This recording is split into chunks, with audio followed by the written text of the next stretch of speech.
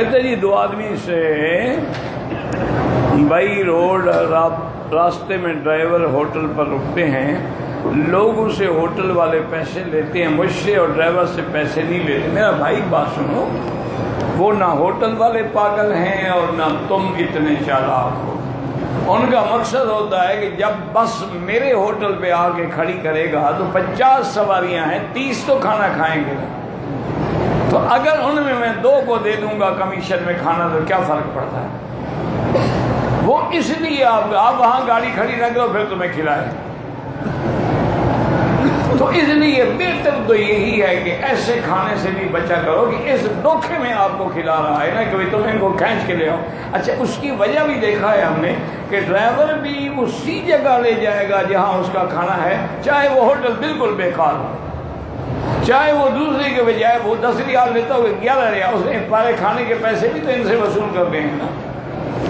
اس لیے احتیاط رکھو۔ تقوی ویسے جواز کی حد تک تو علماء کہتے ہیں جائز ہے، لیکن تقوی اس کا نام نہیں ہے۔ تقوی ہے کہ بچو۔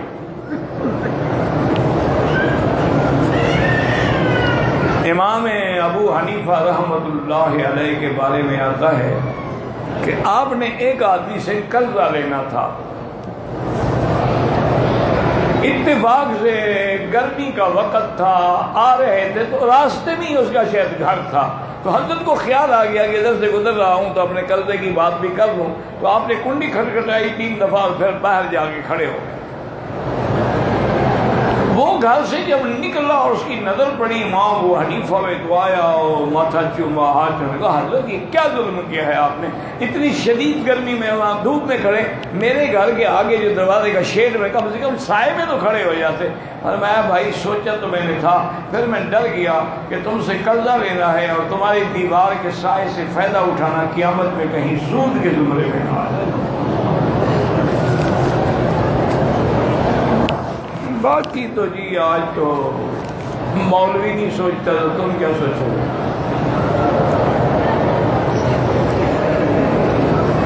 میں نعوذ باللہ اعتراض نہیں کرتا، لیکن آج کل حال یہی ہے۔ آب زمزم کھڑے ہو کے پینا جو ہے سنت نہیں ہے، بیٹھ کے پینا سنت ہے، لیکن یہ واحد پانی ہے کہ کھڑے ہو کے پیو تو گناہ نہیں ہوگا۔ لوگوں نے سنت بنا رکھا ہے، غار ہرا میں جائیں بالکل جائیں، نفل پڑھیں، کوئی حکم تو ہے نہیں، نہ کبھی صحابہ گئے ہیں اور نہ کبھی محدثین میں۔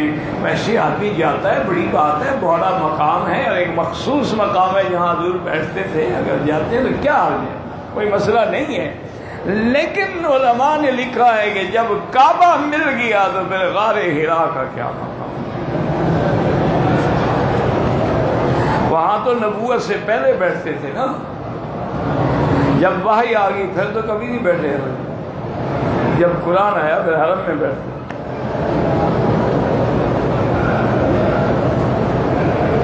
ایک عورت کا خاوند جو ہے فوت ہو گیا کشمیر میں، اسی گھر میں عدت پوری کر رہی ہے، لیکن ہر سال کے طرح شدید سردی اور مشکلات کی وجہ سے اس کے گھر والے سردیوں میں دوسری جگہ۔ کوئی حرج نہیں میری بیٹی، اگر ایک عورت اپنے خاوند کے گھر میں عدت پوری کر رہی ہے لیکن شدید سردی کی وجہ سے گھر بدلنے پڑتے ہیں، کوئی حرج نہیں۔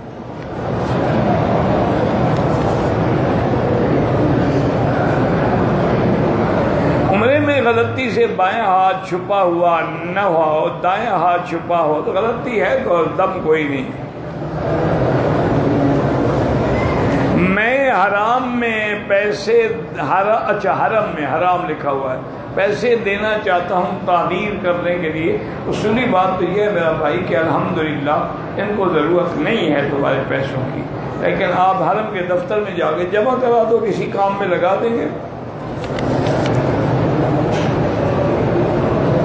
گھر سے اہلیہ ایام روکنے کی دوائی کھا کر چلی تھی، اب یہاں خون دیکھا تو عمرہ کر لیا، اس نے پاک ہو کر اہلیہ سے نہا لیا ہے، پھر ناپاک پانی، وہ بیماری ہے، آپ غسل کریں اور عمرہ پورا کریں۔ اگر اس کے ایام حیض کے پورے ہو گئے ہیں، وہ دوا کھانے سے یہی مصیبت بنتی ہے نا، نہ رکتا ہے نہ آتا ہے۔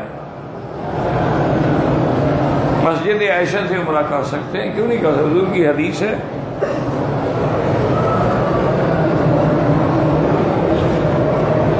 کہتے جی کہ امام کعبہ کے پیچھے جو بیٹھے ہوتے ہیں ان کو اٹھا دیتے ہیں، اللہ عالم کوئی وجہ ہوگی، مجھے نہیں پتہ کیوں اٹھا دیتے ہیں۔ میری خالہ دنیا سے چلی گئی ہے، ان کے لیے دعا کرے۔ میرے بھائی کو کسی وجہ سے موت ہو گیا ہے، اللہ مغفرت فرمائے۔ جو بھی فوت ہو گئے سب کی اللہ مغفرت فرمائے۔ اللہم اغفر لجمیع المسلمین والمسلمات والمؤمنین والمؤمنات الاحیاء منہم والاموات۔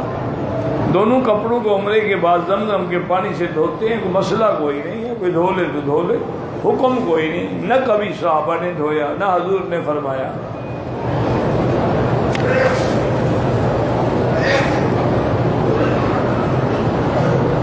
عمرے کے طواف میں آدمی سے رمل چھوٹ گیا، کوئی جرمانہ نہیں ہے، لیکن سنت سے تو محروم ہو گیا۔ میرے بیٹے کی عمر 10 سال ہے، پاکستان سے آنے پر 7 عمرہ کیا ہے، مدینے سے آنے پر بھی عمرہ کرے، بالکل کرے، کیوں نہ کرے؟ اللہ اس کو نفلی عمرے کا ثواب دیں گے۔ ایک عورت نے، چھوٹا سا بچہ تھا نا، اس کو ایسے پکڑ کے حضور کے ساتھ، یا رسول اللہ لہٰذا حج، اس کا بھی حج ہوگا؟ فرمایا ہاں والا کہ حج، اس کا بھی حج ہوگا، تمہیں بھی ثواب ملے گا۔ کون جی اس کی نیت کر کے اٹھا کے ساتھ پھر رہی ہو۔ توبہ کے لیے کوئی خاص لفظ، کوئی خاص لفظ نہیں، وہ تو عربی کے الفاظ ہیں کہ استغفر اللہ الذی لا الہ الا هو الحی القیوم واتوب الیہ، استغفر اللہ ربی العظیم من کل ذنب واتوب الیہ۔ صرف استغفر اللہ، استغفر، او اللہ تیری ہر بولی سمجھتے ہیں، تو اپنی زبان میں توبہ کر۔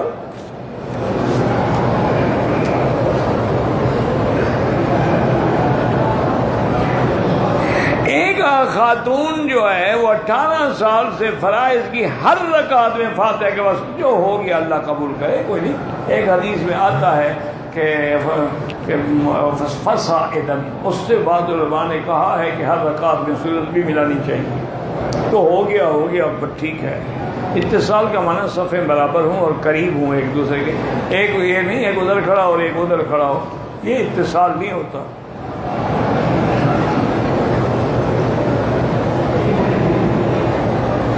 بعض لوگ محرم کی پہلی تاریخ کو بعد نماز فجر سورج طلوع ہونے سے پہلے 120 بار بسم اللہ الرحمن الرحیم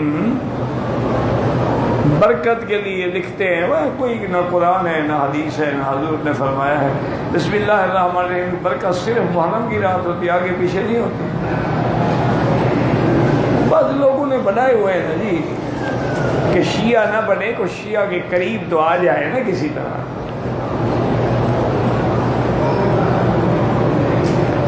دو ہاتھوں سے سلام لے یا ایک سے، دونوں جائز ہیں، یہ کوئی جھگڑے کی بات نہیں، اللہ کے بندے مستحب امور کی بات ہے۔ کعبۃ اللہ کو چومنا منع ہے، ما سوا حجر اسود۔ کہتے ہیں کہ ہمارے ملک میں بھی ایک فرقہ امام ابو حنیفہ رحمۃ اللہ علیہ کی شان میں گستاخی کرتے ہیں۔ اچھی بات ہے، انبیاء کی شان میں گستاخیاں نہیں کرتے تھے لوگ، تو ان کے وارث کیسے بنیں گے؟ ان کے خلاف بھی تو پھر ہوگی نہیں چیزیں۔ ایک انٹرنیٹ پر ایک عنوان سے مضمون پڑا ہے کہ بخاری شریف پر علماء دیوبند کی خدمات، والد محترم کو لکھا تھا، شروحات کا ذکر تھا الخیر الجاری کے نام سے، انور الصاحب، ہاں لکھی والد صاحب کی کتابیں بھی تھیں، لیکن اب بدقسمتی ہے تو چھپ نہیں سکے۔ ہمارے گھر کو آگ لگی تھی مکہ مکرمہ، سارا کتب خانہ ہی جل گیا، اللہ کی مرضی۔ اس کا کچھ تھوڑا سا حصہ بعض شاگردوں نے تراجم ابواب البخاری کے نام سے چھاپا تھا۔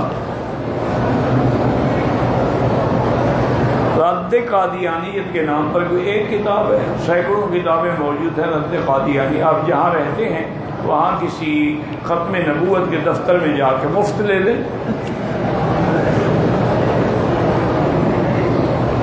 نفلی طواف ہو یا طواف کوئی ہو، اس کے بعد 2 رکعت واجب ہیں۔ عمرے والوں کے لیے طواف الوداع واجب نہیں ہے، کرو تو اچھی بات ہے۔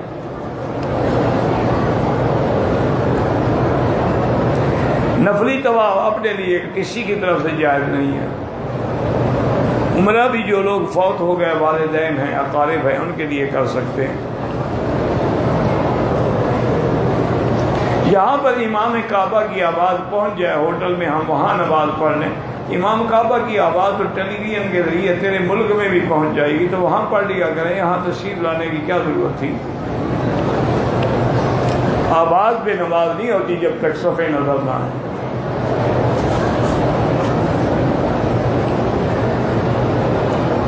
فجر کی فرض نماز پڑھنے کے بعد افضل یہ ہے کہ 2 رکعت سنت بھی نہ پڑھیں، اشراق کے بعد پڑھیں، لیکن اگر کوئی مجبوری ہے پڑھ لی ہے تو اللہ قبول کرے۔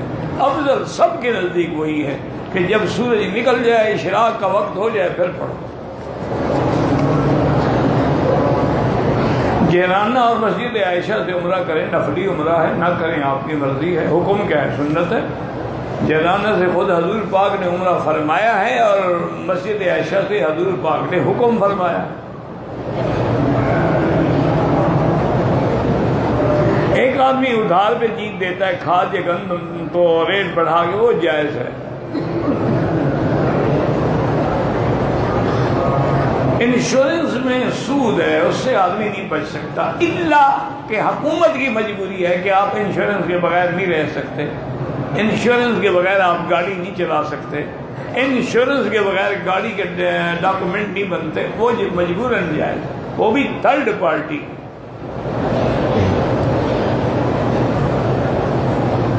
اگر ٹانگ پہ ایک دانہ ہے، اس سے کبھی کبھی پانی نکلتا رہتا ہے، بالکل آپ عمرہ کر سکتے ہیں، مجبوری ہے، پٹی باندھ رہے۔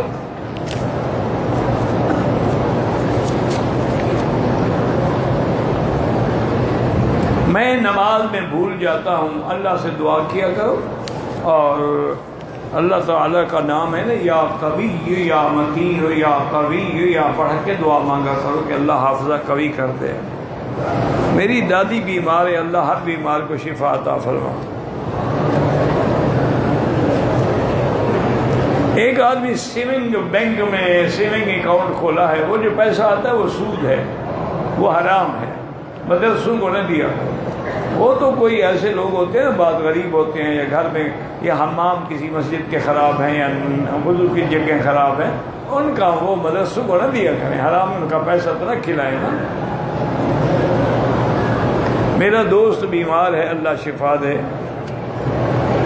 قصر نماز کی کوئی مدت نہیں، جب تک آپ سفر میں رہیں گے قصر کریں گے، چاہے سارا سال سفر کرتے رہیں۔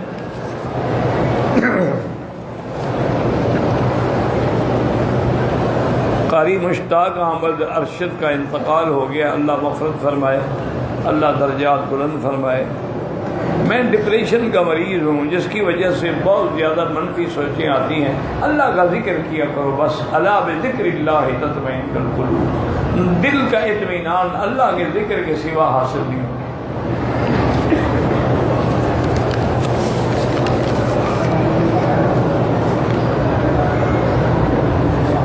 کہتے ہیں جی پاکستان میں علماء دیوبند کے بھی 2 گروپ ہو گئے، ایک حیات کے قائل ہیں، ایک حیات کے قائل نہیں۔ میں تو کسی پر اعتراض نہیں کرتا، نہ کسی کو کافر کہتا ہوں۔ اللہ پاک دونوں کو خوش رکھے اور صحیح راستہ نصیب فرمائے، لیکن جمہور امت کا جو عقیدہ ہے وہ حیات کا ہے۔ کسی بیمار کے لیے صدقہ کرنا ٹھیک ہے، صدقہ کرو یا اللہ اس کو شفا عطا فرما، یہاں دیں تو زیادہ ثواب ہے۔ جو اہل بدعت ہیں، من قبروں پہ سجدے کرتے ہیں، قبروں پہ چڑھاوے چڑھاتے ہیں، نذرانے دیتے ہیں، نظر نیاز دیتے ہیں، ختم صغیر کبھی، ان لوگوں کے پیچھے نماز نہیں ہوتی، یہ اصحاب بدعت ہیں۔ جو لوگ فوت ہو گئے ان کے لیے عمرہ کر سکتے ہیں۔ حرم شریف میں بھی جو مکروہ وقت ہے کہ عصر کے بعد نماز نہ پڑھیں جب تک سورج نہ ڈوبے، فجر کے بعد نہ پڑھیں جب تک سورج اوپر نہ چلا جائے۔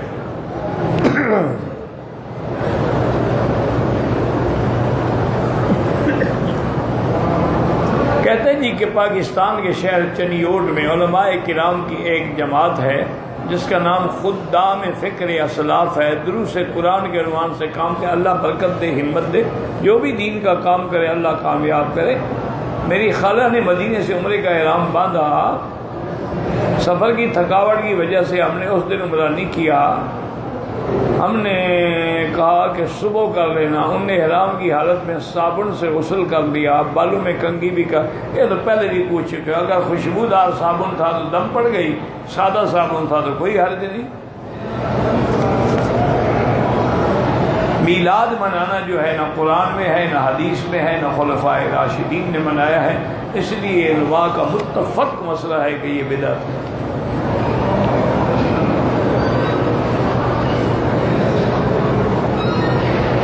میں نے تو کہیں نہیں پڑھا کہ سورۃ الجاسیہ کی اس آیت کو جو پڑھے گا اس کو 10 لاکھ حج کا اجر ملے گا، یہ کسی حدیث میں نہیں ہے۔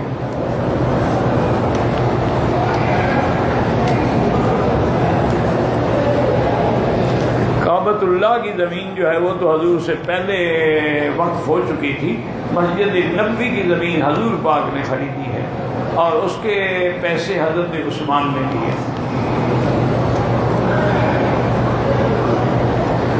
کعبۃ اللہ میں ایک نماز کا 1 لاکھ ہے اور حضور پاک کی مسجد میں 1000 ہے۔ اسلام میں مونچھوں کے متعلق حکم ہے کہ مونچھیں کٹاؤ اور داڑھی بڑھاؤ، یعنی مونچھوں پہ اس طرح نہ پھروائے، بالکل مسئلہ نہ کرے، کٹوائے۔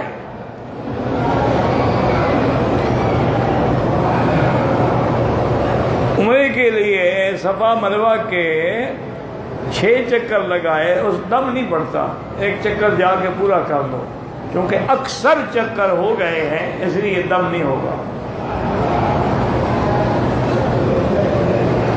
7 لوگوں پہ دم پڑ گیا ہے تو دم تو دیا ہی یہاں جاتا ہے، کسی اور ملک تو نہیں دے سکتے۔ ہدین بالغ الکعبہ فإن أحصرتم فما استيسر من الهدي، اگر ایک عورت یا مرد کو پیشاب کی تکلیف ہے کوئی بات نہیں، جو عمرہ کیا ہے نا پہلے وضو کر کے عمرہ کر لیں، اس میں اگر کوئی قطرے گرتے نیچے کپڑا باندھ لیں کوئی مسئلہ نہیں۔ بغیر وضو کے طواف جائز نہیں ہے، کیونکہ طواف نماز کے حکم میں ہے۔ حضرت ابن عباس فرماتے ہیں کہ الطواف کالصلاۃ، طواف جو ہے وہ نماز کے حکم۔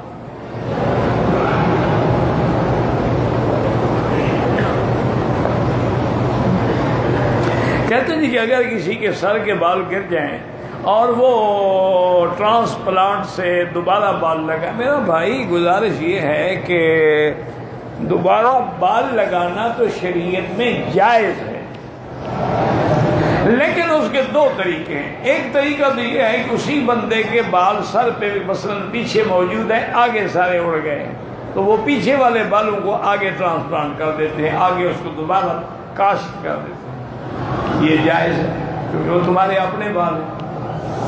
ایک یہ ہوتا ہے کہ آج کل انہوں نے کوئی پلاسٹک سے بھی کوئی ایک ایسا مادہ نکالا ہے جس سے بال بنتے ہیں، وہ بھی جائز ہے۔ اس کے علاوہ کسی غیر بندے کے بال نہ لگائے، پتہ نہیں وہ کافر کے ہیں، ہندو کے ہیں، سکھ کے ہیں، کس کے ہیں، وہ نہ لگائے۔ کسی جانور کے بال بھی نہ لگائے۔ اگر تمہارے اپنے بال ہیں وہ لگا سکتے ہو، اگر وہ مصنوعی یعنی صناعی بال ہیں جو کیمیکل کے ذریعے پلاسٹک سے بناتے ہیں وہ بھی لگا سکتے ہو۔ بہرحال ایک شوق والی بات ہے، ورنہ کوئی فرق تو نہیں پڑتا اگر آپ نہ بھی لگوائیں، کیونکہ اس میں بعض اوقات بڑے مشکلات ہوتے ہیں کہ الرجی کی ایک شکایت پیدا ہو جاتی ہے، خارش کی۔ اچھا دوسرا یہ ہے کہ جب آپ 3-4 عمرے کریں انشاءاللہ وہ ٹرانسپلانٹیشن تو ساری اڑ جائے گی نا، اس لیے بلا وجہ ایسے شوق نہ کریں۔ اللہ کی مرضی ہے، دیے تھے لے لیے تو لے لیے، کوئی فرق نہیں پڑتا ہے، جہاں تک مسئلہ ہے وہ جائز ہے۔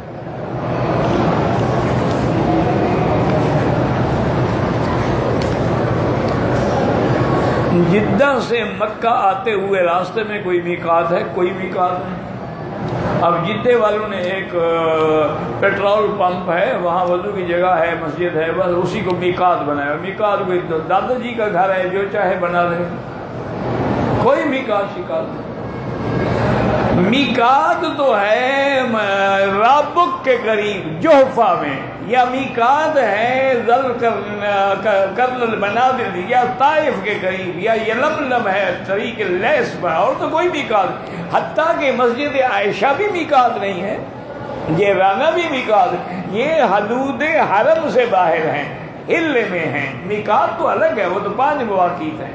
وقت رسول اللہ 5 مواقیت، حضور نے 5 میقات مقرر فرمایا، اس میں ذو الحلیفہ ہے، ذات عرق ہے، کرن المنازل ہے، جوحفہ ہے اور یلملم ہے، یہ 5 میقات، اس کے علاوہ کوئی میقات نہیں بنا سکتا۔ یہ تو لوگوں نے رواج بنایا ہوا ہے کہ گھر سے نکل پڑے تو وہی گھر سے آرام سے غسل کر کے احرام باندھ کے جدے سے ہی نیت کر کے آ جاؤ، ضرورت کیا ہے راستے میں کھڑے ہونے کی یا راستے میں نکلنے کی۔ اب اللہ اعلم۔ اللہم صلی علی سیدنا محمد وعلی آل سیدنا محمد وبارک وسلم۔ اللہم بارک علی سیدنا محمد وعلی آل سیدنا محمد وبارک وسلم۔ اللہم صلی علی سیدنا محمد بن عبد اللہ القائم بحدود اللہ ما ذاق امر الا فرجہ اللہ۔ اللہم صلی علی سیدنا محمد کلما ذکرہ الذاکرون وصلی علی محمد کلما غفل عن ذکرہ الغافلون۔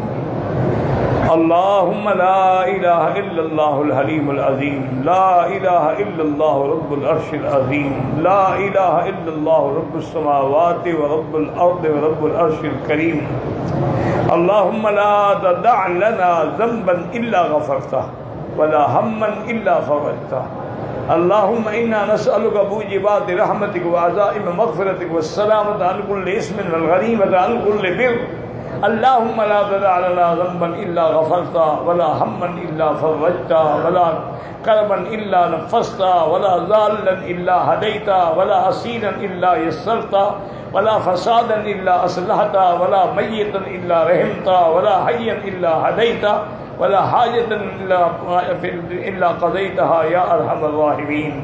یا اللہ بیماروں کو شفا عطا فرما، یا اللہ اس عاجز کی بھی ظاہری باطنی روحانی جسمانی بیماریاں دور فرما، یا اللہ بیماروں کو شفا عطا فرما، یا اللہ بیماروں کو شفا عطا فرما، یا اللہ بے حیاؤں کو حیا عطا فرما، بے دینوں کو دین عطا فرما، بے اولادوں کو اولاد صالح عطا فرما، جن کی اولادیں ہیں ان کو صالح بنا، جن کے گھروں میں بچیاں ہیں ان کو خیر کے رشتے نصیب فرما، یا الہ العالمین یا ارحم الراحمین۔ عالم اسلام کی قدم قدم پہ حفاظت فرما، یا اللہ تمام مساجد مدارس معابد اور دین کے کام کرنے والوں کی حفاظت فرما، یا اللہ مسلمان کشمیر میں ہیں، مسلمان فلسطین میں ہیں، شام میں ہیں، عرب میں ہیں، عجم میں ہیں، یا اللہ ان کی جان بال آبرو عزت کی حفاظت فرما، یا اللہ اس بلد الامین کو قیامت تک ہر فتنے سے محفوظ فرما، یا اللہ اس بلد الامین کی حفاظت فرما، یا اللہ بلد الامین کی حفاظت فرما، یا اللہ اس کے ثمرات و برکات ہمیں نصیب فرما، یا اللہ پاکستان کی حفاظت فرما، یا اللہ یہود اور ہنود کی سازشوں سے عالم اسلام کی حفاظت فرما۔ ربنا تقبل منا انک انت السمیع العلیم وتب علینا انک انت التواب الرحیم، وصلی اللہ تعالی علی خیر خلقہ سیدنا محمد وعلی آلہ وصحبہ اجمعین۔ اللہم صلی علی سیدنا محمد وبارک وسلم۔